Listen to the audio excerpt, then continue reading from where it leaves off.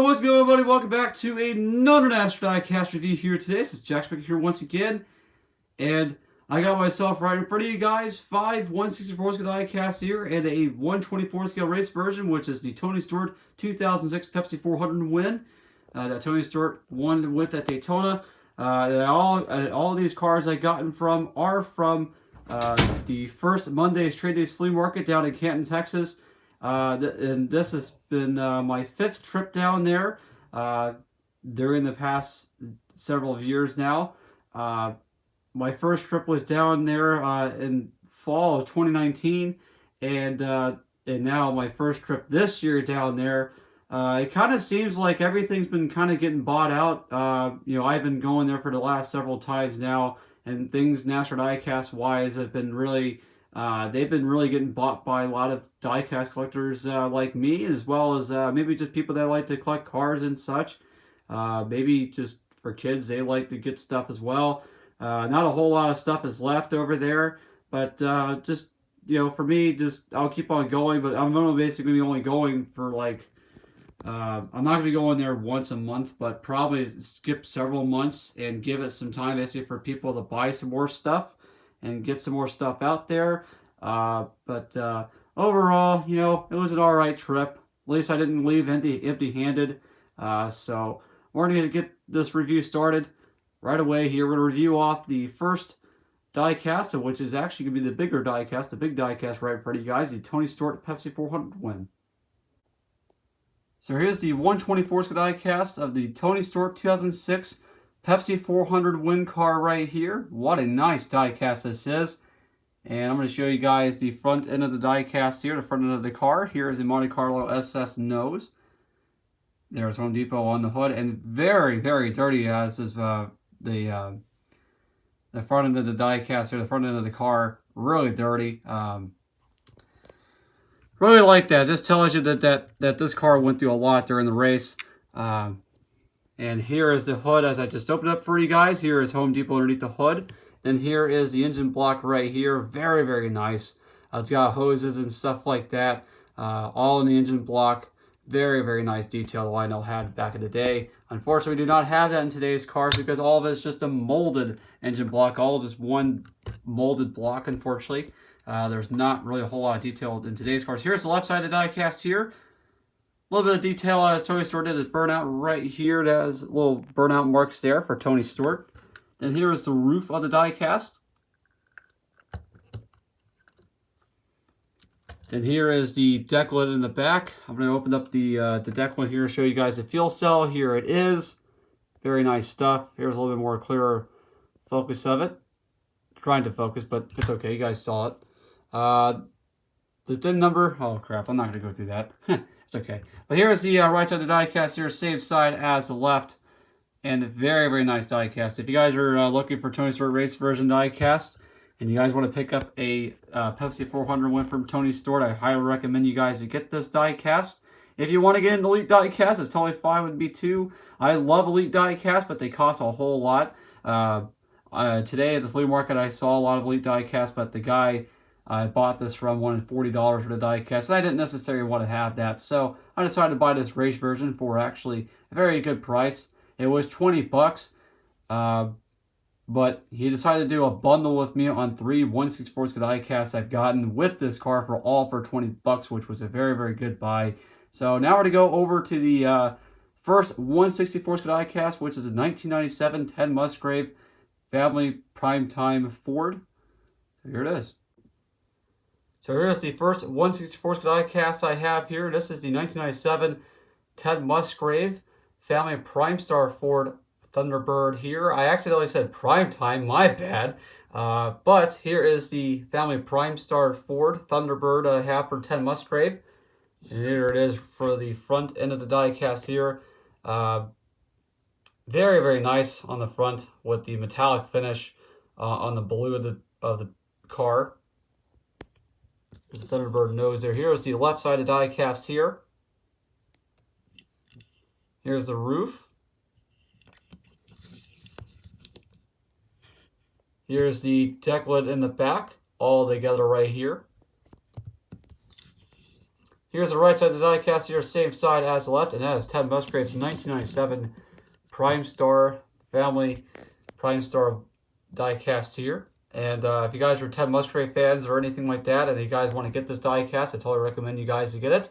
On to the next diecast here, which is the 1909 Ron Hornaday Superman Napa Auto Parts Chevrolet Silverado. I got myself a truck this time to show you guys. So here it is coming up. So here's the next diecast in this review here today. This is the Ron Hornaday 1999 Napa Auto Parts Superman Chevrolet Silverado. And my God, this is a very nice truck. Very nice diecast overall. They did this with all the drivers, all the championship drivers, such as Ron Hornaday, Dale Earnhardt Jr., and Jeff Gordon from the previous season. And here is the Chevrolet Silverado nose with Superman and Napa and Chevrolet on the hood there. They did this with Dale Jr. and Jeff Gordon back in 1999 as well. And here is the left side of the diecast here of the truck. And here's the roof here.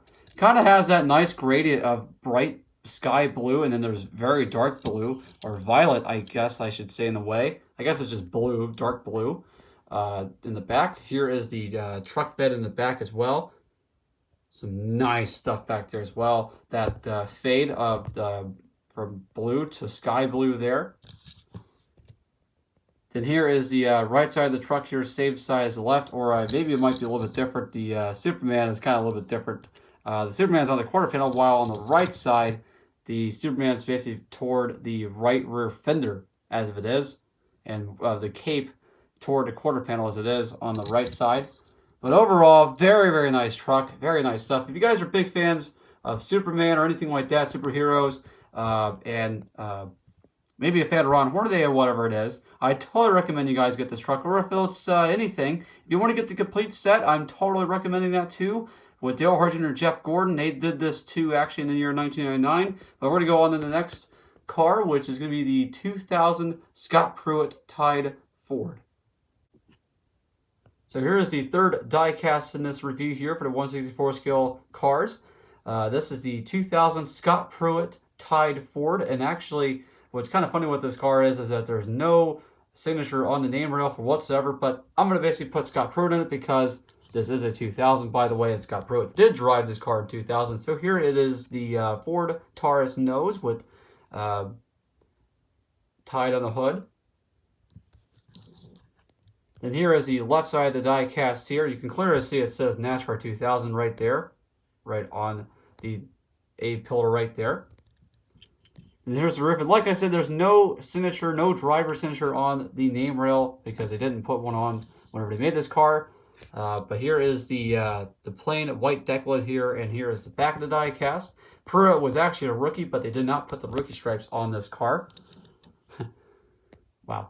Anyways, right to the die cast of this car, right side, same side as the left. And if you guys are, a fan of this die cast here and want to get this car, or else Ricky Craven's 2001 car, or else if you're a big fan of the Tide cars from back then, I totally recommend you guys to get them while they actually are existing as they are. But that is it for Scott Pruett's die cast. We're going to go move on to a loose die cast. What I mean loose die cast is it does not have a package for this one, which is the 2004 Kurt Busch Coca-Cola C2 Ford that Kurt Busch ran during the 2004 season. So here's the next die cast in this review here for the 164 scale cars. This is the 2004 Kurt Busch Coca-Cola C2 Sharpie Ford Taurus, and this car is a very beautiful car. Kurt Busch ran this car in the 2004 Pepsi 400. Other drivers were actually racing Coca-Cola C2 on their cars, and it was kind of a confusing night for the fans to try to recognize who was what driving the Coca-Cola C2 cars, what number were there, and actually who was the driver for it. So, yeah, multiple drivers actually ran the Coca-Cola C2 car. The sponsor actually Coca-Cola C2, and it was during the Pepsi 400, which Jeff Gordon won that race instead of everyone that was driving a Coca-Cola C2 car because they did not win. So, kind of funny enough. Maybe it seemed like it was rigged, but it's never rigged at all. NASCAR's never rigged. But overall, this is a very nice car. Onto the hood here with the front of the die cast. Coca-Cola C2 Sharpie and Ford on the hood, the front of the die cast here. Ford Taurus nose. Here's the left side of the die cast here. Here's the roof. And here is the decklet in the back, as you can focus right there. Here's the right side of this diecast here, same side as the left. And if you guys are big Kurt Busch fans and are also a big fan of the Coca-Cola C2 cars that came out in 2004, I totally recommend you guys get these cars, the Coca-Cola C2 cars, and so as well as Kurt Busch. Kurt Busch is kind of one of those guys that actually has merchandise and everything are very, very rare. So try to get your hands on them as quick as you possibly can. And we're going to go on to the next car, which is the last car of this review, which is the Kevin Harvick 2008 Shell Pennzoil Chevrolet. So here's the last diecast of the review here today, the last 164 diecast in this review here. This is the 2008 Kevin Harvick Shell Pennzoil Chevrolet Impala SS.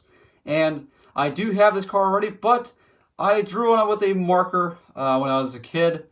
And yeah, ruined that car for sure. I had to make a paper hood having Pennzoil and Shell on there because I was just being stupid and drew on the hood of the diecast, which was never a smart idea for me to do that. But here's the replacement car right here. Here is the Impala SS nose with Chevrolet. Shell Pennzoil on the hood there. Very, very nice. And here's the left side of the diecast here. Here's the roof.